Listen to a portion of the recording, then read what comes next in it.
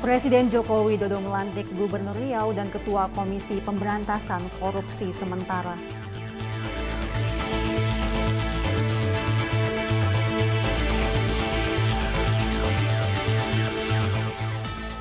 Forkopimda Jawa Timur berangkatkan bantuan untuk warga Palestina di lapangan Makodim 5 Brawijaya.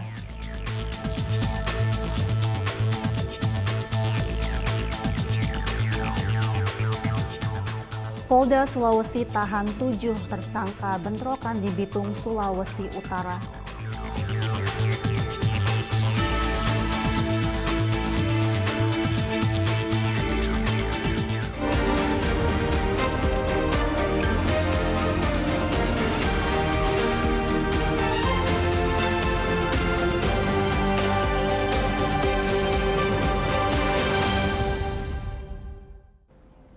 Selamat sore pemirsa, Presisi Petang kembali hadir edisi Senin 27 November 2023. Selain 3 berita utama tadi, selama 1 jam ke depan kami juga telah menyiapkan sejumlah informasi terkini lainnya. Saya Mentari Detanzil, inilah Presisi Petang selengkapnya.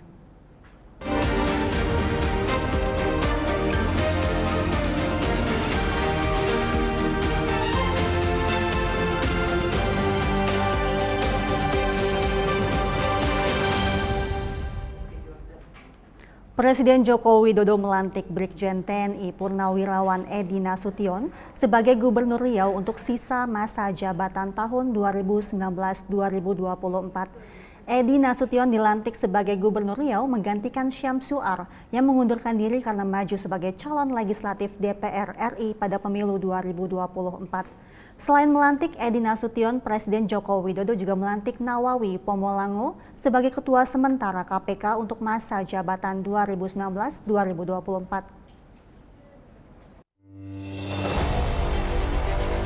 Prosesi kirap menuju Istana Negara, Presiden Joko Widodo bersama Brigjen TNI Purnawirawan Edi Nasution, Menteri Dalam Negeri Tito Karnavian, dan Menteri Sekretaris Negara Pratikno mengawali rangkaian pelantikan Brigjen TNI Purnawirawan Edi Nasution sebagai Gubernur Riau sisa masa jabatan 2019-2024. Pelantikan yang berlangsung pada Senin 27 November 2023 juga dihadiri sejumlah undangan, diantaranya Jaksa Agung ST Burhanuddin, Panglima TNI Jenderal Agus Subianto, dan Kapolri Jenderal Polisi Listio Sigit Prabowo. Pelantikan Edi Nasution sebagai Gubernur Riau berdasarkan Surat Keputusan Presiden Republik Indonesia Nomor 114/P Tahun 2023 tentang pengesahan pemberhentian Wakil Gubernur Riau masa jabatan tahun 2019-2024 dan pengesahan pengangkatan Gubernur Riau sisa masa jabatan tahun 2019-2024. Edi Nasution dilantik sebagai Gubernur Riau menggantikan Syamsuar yang mengundurkan diri karena maju sebagai calon legislatif DPR RI pada pemilu 2024. Selain melaksanakan pelantikan Gubernur Riau, Presiden Joko Widodo juga melantik Nawawi Pomolango sebagai Ketua Sementara Komisi Pemberantasan Korupsi masa jabatan tahun 2019-2024. Pengangkatan Nawawi Pomolango sebagai Ketua Sementara KPK berdasarkan Kepres RI Nomor 116/P Tahun 2023 tentang pemberhentian sementara Ketua merangkap anggota KPK masa jabatan tahun 2019-2024 dan pengangkatan Ketua Sementara KPK masa jabatan tahun 2019-2024. Usai pelantikan, Nawawi Pomolango menyampaikan sebagai Ketua Sementara KPK, dirinya memiliki tugas dalam memulihkan kepercayaan masyarakat kepada KPK.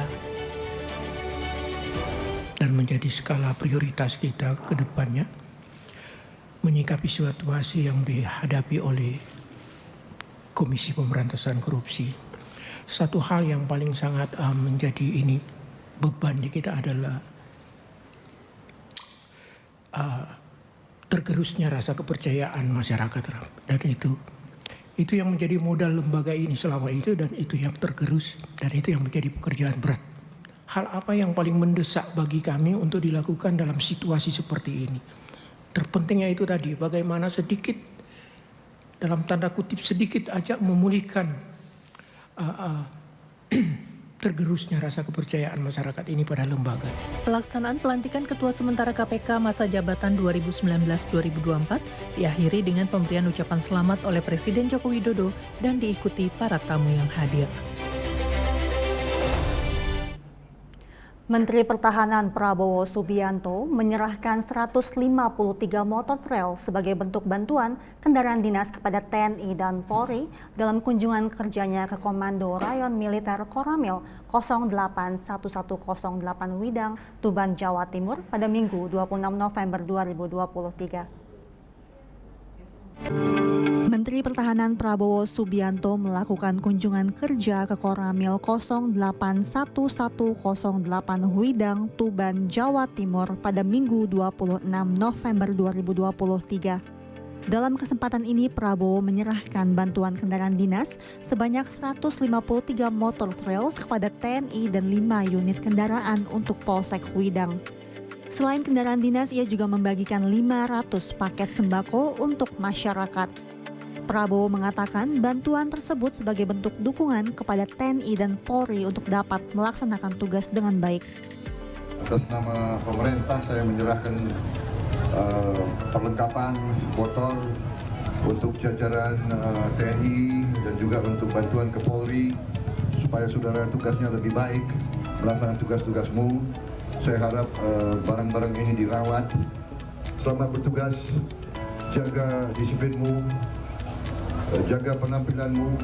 Ingat, TNI dan Polri harus menjadi payung, harus mengayomi rakyat, harus melayani rakyat. Ingat, TNI adalah tentara rakyat yang milik rakyat, anak kandung dari rakyat, dan harus selalu menjaga kepentingan rakyat. Polda Sulawesi Utara menetapkan dan menahan 7 orang tersangka dalam kasus bentrok di Bitung, Sulawesi Utara pada Sabtu 25 November 2023. Ketujuh orang tersebut berasal dari 2 ormas yang terlibat dalam bentrok. Kepolisian daerah Sulawesi Utara menetapkan 7 orang tersangka dalam kasus bentrok antara 2 kelompok di Kota Bitung pada Sabtu 25 November 2023 lalu yang menyebabkan 1 orang tewas. Ketujuh tersangka masing-masing dari 2 tempat kejadian perkara, yakni di Kelurahan Sari Kelapa dan di Jalan Jenderal Sudirman, Kota Bitung.